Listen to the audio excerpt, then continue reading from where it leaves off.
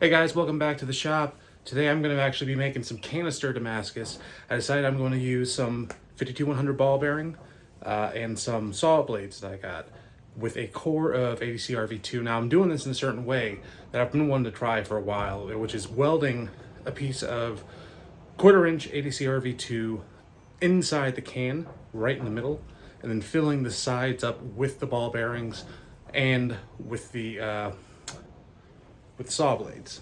So what I'm going to be using for the powdered steel, it's going to be 1080 with 2% nickel powder. I've been dying to try this to see how the powdering comes out.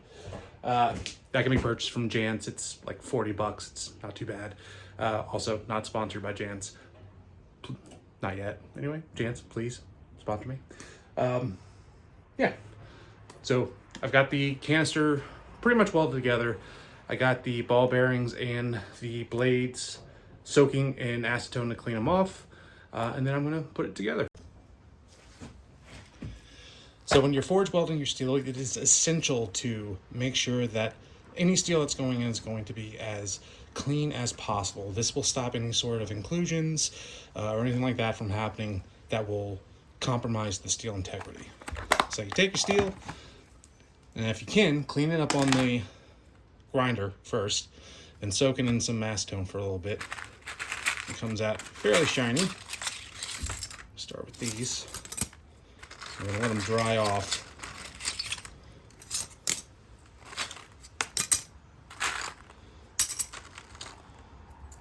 Like so.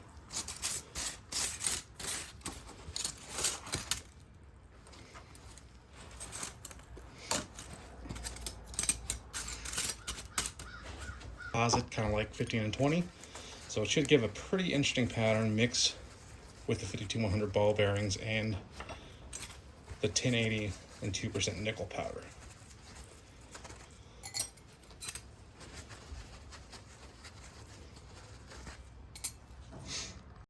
All right, now that we got the blades all dried out, it's time to do the ball bearings. It's going to be a little more messy because there's just so many of them. But you're basically just going to grab them, put them on top of a napkin, and we'll pat them dry with another one.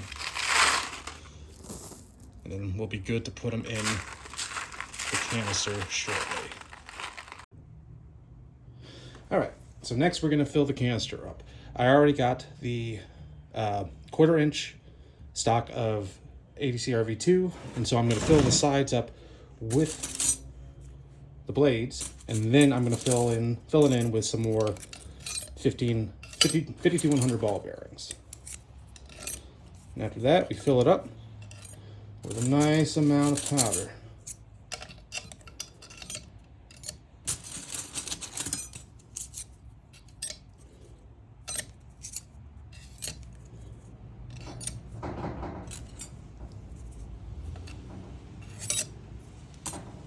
Okay.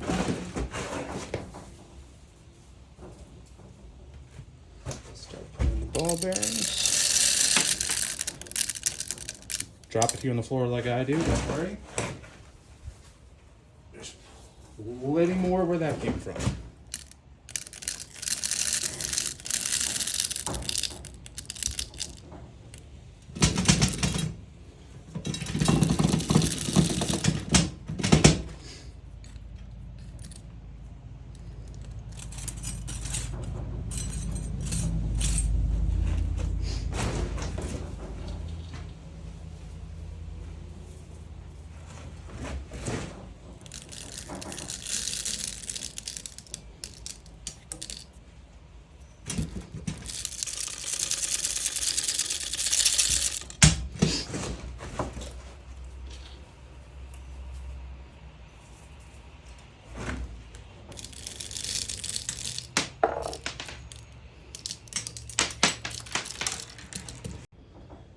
Okay, now that we got filled up with the ball bearings and the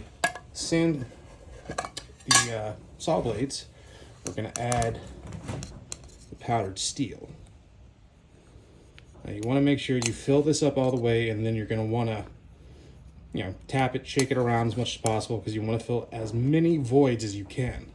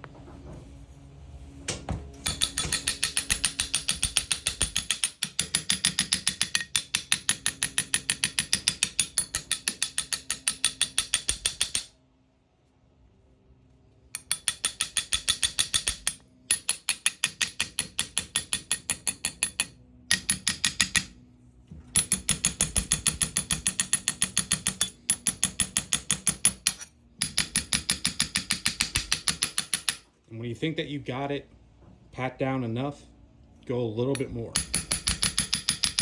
Because as you can see, it's still uncovering some of the ball bearings. So that means there are still voids that are trying to be filled.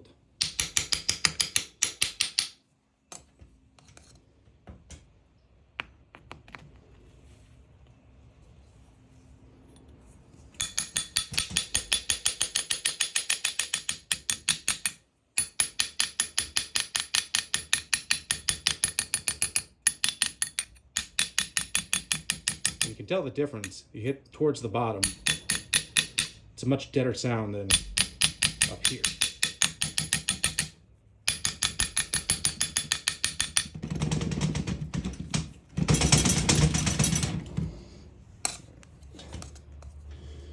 Just a little bit more to cover up that weld right there.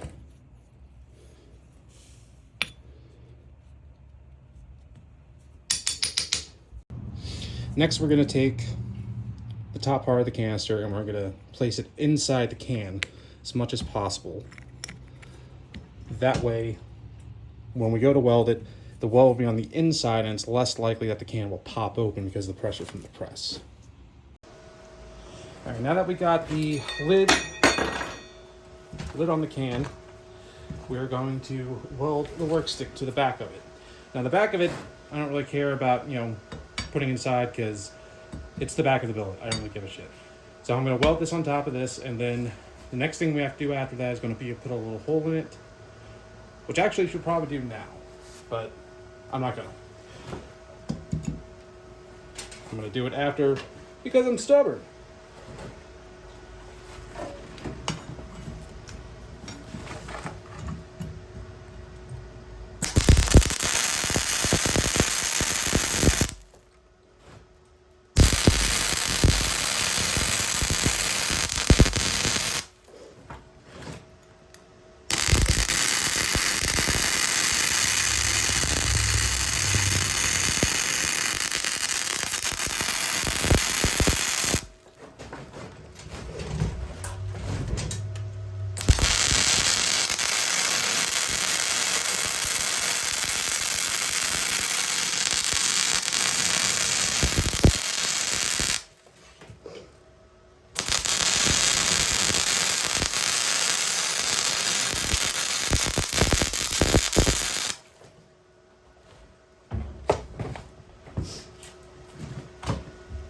Three, two, one. All right. So we got the billet all welded together. Next step is going to be to drill a tiny hole into the can. And you want to do this so the gases that build up while you are heating it do not explode the can, because it will happen and you will not have a good time. So you just want a little tiny pinhole just so a little bit of the gas can come out. So we're going to do that next. Absolute tiniest bit that I own. I'm just going to put a slight little pull inside the canister.